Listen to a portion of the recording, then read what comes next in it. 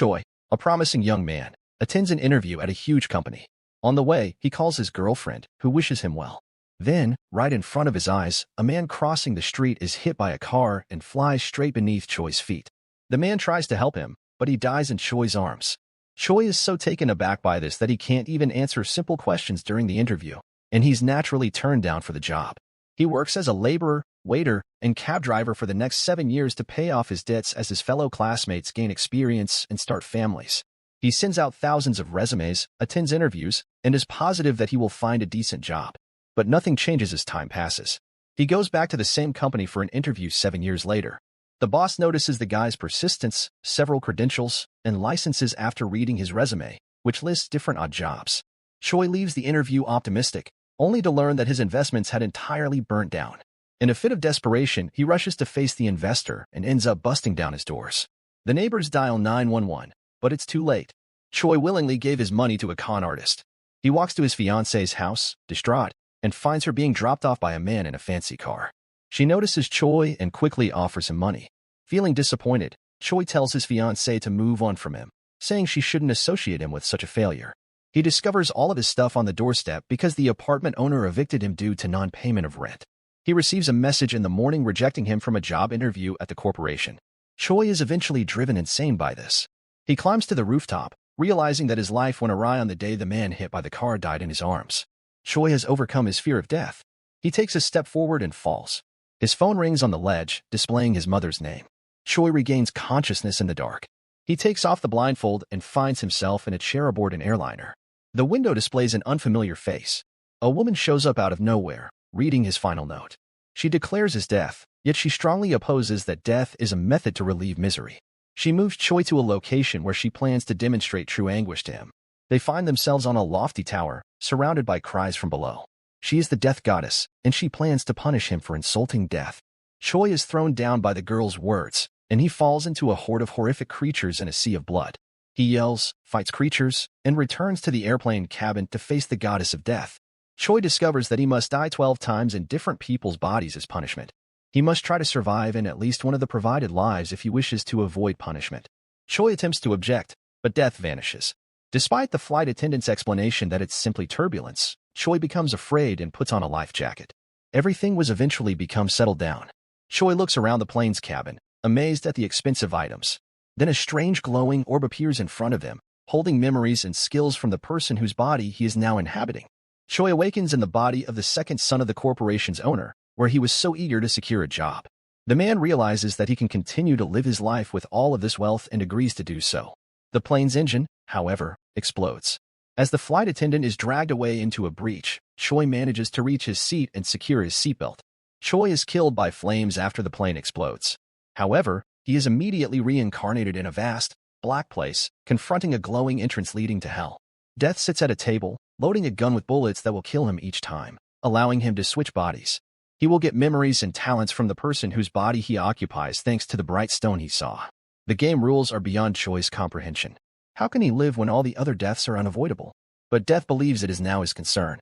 If he doesn't make it, he'll wind up in the hell she's going to show him. Choi sees a flaming void filled with cries and suffering and laments for not realizing his own guilt.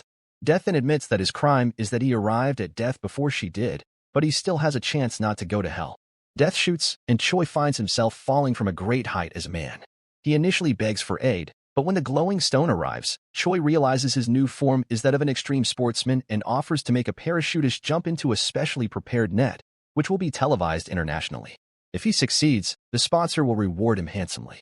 The light object penetrates Choi, endowing him with athletic powers. The guy is sure he can do it all, but he collapses just in front of the net, shocking people all over the world. Choi has found himself on the verge of hell once more. He's enraged he didn't stand a hope of surviving. The man then begins to tell how he was born into a poor family, struggled to find work, and lost his fiancée. He had nothing to cling to. Death laughs at his worries and shoots him in the head. This time, Choi finds himself in the body of a teenager. He then notices one of his classmates laughing at the death of the crashed athlete in a video. Choi discovers that he lives with his mother due to his father's death through the appearance of a bright stone. The mother works hard to provide for her son, but he dislikes school since another student abuses him. After yet another beating, he decided to jump off the roof. Choi enters his body and has the opportunity to restart, but his classmate instantly reminds him to bring him some milk. An enraged Choi takes a chair and attacks the classmate in order to teach him a lesson, but his classmates come to his help. One of them, a tall, strong man, knocks Choi, and no one comes to his aid. Choi reflects about his situation during class and believes that he needs to gain the support of the strong individual. When he goes home, he remembers his shabby dwelling. He goes home and remembers his mother as he looks around the rundown apartment. He was likewise raised in poverty by a single mother who is now utterly alone. He sees his own mother while having dinner with another mother and sobs from the anguish of loss. In the evening, he receives a message from the class leader, who regularly bullies Choi, demanding money. Choi meets with the strong guy the next day, and he says that the class leader is acquainted with the strongest 11th grader, and he lets his henchmen do anything they want. During lunch, the leader spoke once more. Choi then dumps noodles over his head in front of the entire school. Shocked by Choi's daring, the boss orders the strong person to capture him. But he abruptly declines since he doesn't want to miss lunch. Realizing that no one is going to defend the leader, the others mock the now former leader. The strong guy remembers how Choi asked him not to interfere with what's about to happen. The former leader hurries over to the 11th grader, who leads his gang in resolving the issue. But when he sees who his assistance is required for, he is perplexed. Can't a youngster handle a small classmate on his own? So why is he a member of his gang? The humiliated former leader attempts to strike Choi, but the strong guy intervenes. The dumb schoolboy's power has waned, and even his girlfriend now prefers someone else. Choi starts running to get stronger, because he needs to be strong. The former leader then attacks him and murders him with a stone one evening. Choi awakens on the verge of hell. He is shot in his forehead and reborn in a new body. He is chained to a chair and wearing a sack over his head. They torture him with water before removing the bag and demanding the location of the girl and the money. A bright stone appears when a hammer is raised above him. Choi discovers that he is inhabiting the body of a hitman. He once fell in love with the boss's daughter, who asked him to assist her in escaping. He hid the girl as well as the 10 billion when he took from the boss's office, but he was apprehended by the boss. Now the man breaks free and attacks the thugs on his own. He manages to turn off the lights and defeat the gang. Choi intends to track down the stolen money and utilize it to start a new life. When he opens the door, he finds himself inside a moving truck. Choi escapes on a motorcycle while the hunt continues. They corner him on a bridge, and he uses all of his ability to escape, causing a catastrophic accident. Choi rides his motorcycle into the night city, but the pursuit continues. Then he enters a shopping complex, jumps into an elevator, and closes the doors before his pursuers can catch up with him. When they finally catch up with him on the roof, he dives into a pool. The boss orders to find the lucky guy, and he arrives at the pier, where a girl rushes into his arms. She shoots him as he tells her that the money is on the boat with lanterns. Choi finds himself at the gates of hell, getting laughed at by death. Choi, on the other hand, is not that straightforward because he did not reveal the actual location of the money. He hopes to locate it in the next life. The guy dies and ends up in a prison cell. His fellow inmates warn him that if he does not behave properly, the murderer, a psychopath, will kill him just 4 days before his release. The psychopath then enters this prison, and Choi recognizes him as the class leader who bullied students. Other inmates haul him away, and a glowing stone appears. Choi's new body is that of a guy who dreamed of becoming an MMA fighter, but his mother got into debt, and the guy agreed to take a crime upon himself for someone to pay off his mother's debt. Because the boxer was still a minor at the time, he received a suspended sentence for running over a pedestrian. However, the victim died during the trial, and the man received a 2-year sentence. When the real culprit's lawyer showed up, the fighter threatened to expose him and wanted more money. Choi is now trying to convince the kid that he's not a terrifying crazy murderer, but a pitiful teenage killer. Outraged by such lies, the convicts beat up the murderer. A horrific accident occurred one day while working in the workplace. While the guards transport the injured, the others armed themselves and attack Choi, claiming that he will not escape the prison alive. However, the future MMA champion scatters the attackers. He catches the schoolboy creating a shank at night and, to punish him, pretends to see dead people.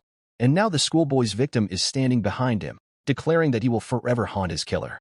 The former very gullible class leader experiences a mental breakdown. The big day has here. Choi sees the real culprit's lawyer, who brings him more money. But the person suddenly refuses them from now on. Later, he visits the pier and discovers the 10 billion once stashed by his previous self. He brings them to a leased flat and makes future plans. He dreams of his mother at night and wakes up in tears. Then he receives a phone call from his new body's mother. Choi says he'll come. He splits the money into 2 halves, one for the new mother and the other in a station storage room. Choi goes to the area where the fighter lived. Choi is attacked by a man wielding a knife, and he has no idea who injured him. The man reminds him that he ran his daughter over with his car. The guy apologizes and admits that another person was responsible for the hit and run, and he accepted their guilt for the money. When footsteps are heard, the puzzled man comes to a halt and flees. Choi's jailmate eventually caught up with him, but he abruptly confesses that he went to prison to kill the fighter and is now grateful to have found him first because there is a prize for his head. The assailant stabs Choi, who dies, regretting the money, and the phone rings, displaying the mother's name. Choi finds himself in the presence of death once more, but this time he cries, remembering his mother. Death is dissatisfied with his latest failure and requests to be shot. In the following life, he possesses the body of a young man near the train station. Choi dashes to the storage room and quickly retrieves the bag containing the money at the very last moment. Then he notices a man on a poster, and the emerging stone informs him that the man is a model. Choi returns home and admires the pricey furniture. Then a call comes in, and a friend of the model reminds him of a party. Choi goes to the party and realizes that he can't handle alcohol because he gets drunk quickly. Suddenly, the CEO of the corporation where he tried to get a job several times appears, and Choi tries to get to know him, but then he completely indulges in the fun. He wakes up when his older brother wakes him up. It turns out they have a full cafe to run, and when his brother goes, Choi is forced to take over, and he has to work as a waiter today. Following that, Jisoo, his past life's fiancée, walks into the cafe. He's utterly speechless. He remembers how they met when the girl lost several pages of her first book, and he picked them up, and how he suggested they break up, because he considered himself unworthy of her. And now we have a fresh meeting. Choi's younger brother noticing his uneasiness, he informs him that the girl is a well-known author. Choi instantly Googles it and discovers that the girl's novel recently won a competition. It was in honor of her favorite guy. Choi recalls the night before committing himself by jumping off the roof. Apparently, the award money was in that envelope. The guy, upset, leaves to find the girl's book. As he reads it, he knows it was inspired by their common experiences and incidents. He promised her that no one would love her more than he did, and that he would never let her go.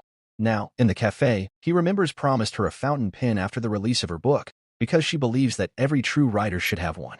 That evening, he secretly purchased the pen and had it engraved, but he never handed it to her.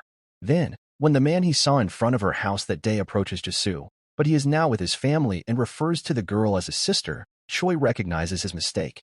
The next day, he approaches the girl with her favorite tea and begs her permission to inform her about the new book idea. He tells the story of a person experiencing a series of deaths. The girl is amazed because he narrates everything so realistically. She inquires about the hero's name instead. Choi requests her autograph, and he notices the same pen in the girl's hands, which, it turns out, was given to her by Choi's mother. He visited with her on a daily basis after that and told her about what his hero was going through.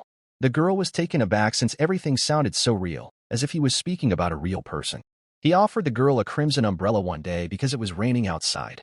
He returned to the cafe, where a waitress had broken a glass, and he assisted her in cleaning up the pieces, cutting his hand in the process. Then, in the distance, police sirens were heard, and the girls who had entered the cafe began discussing the accident victim. Choi hurried to the scene of the incident and discovered the broken crimson umbrella.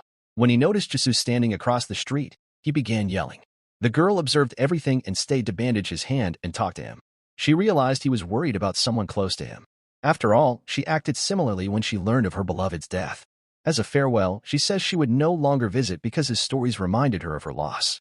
Later, she visits Choi's grave and sobs in front of his portrait, while Choi stands on the sidelines. He approaches the urn shelf, where Choi's mother sees him, after waiting for the girl to go. He hears her sobbing and sobs himself, pleading for forgiveness. Later, he writes a letter to Choi's mother, apparently from Choi's friend, and places it in the bag with the money before handing it to the woman. He meets Jisoo the next day and tells her the rest of his story. It fascinates her, and she agrees to let him accompany her home. On the way, she wishes for a happy ending to his story because she feels sorry for the main character. He recalls how she once introduced him to her co-workers, not minding that he was a server because she thought him hard-working and handsome. He cared deeply about her, but he never told her. He expected her to cope with his death, but now he wants to repent for not fully understanding her and acknowledges that he will only ever love her. He blames himself for failing to notice that there are people nearby who will cry and laugh with him. He recognizes that nothing can be changed in moments of sadness and ecstasy, but everything he told her happened to him. He entered this body through the will of the goddess of death, and he addresses himself as Choi. But suddenly a car hits them with failing vision. He notices the director of the same firm jumping out of the car, outraged by the shattered bumper, and he remembers that he has encountered this man more than once. He was the one who caused the plane crash, therefore eliminating his brother as a competition, as well as running over the girl. And now he kills Choi quietly. Later, the police and doctors remove the consequences of the accident, and Choi comes to his senses on the brink of hell and promises to himself to destroy the scoundrel. Then he pulls out a gun and shoots the goddess of death. Make sure to subscribe and turn on notification so you can watch more videos like this. Thanks for watching.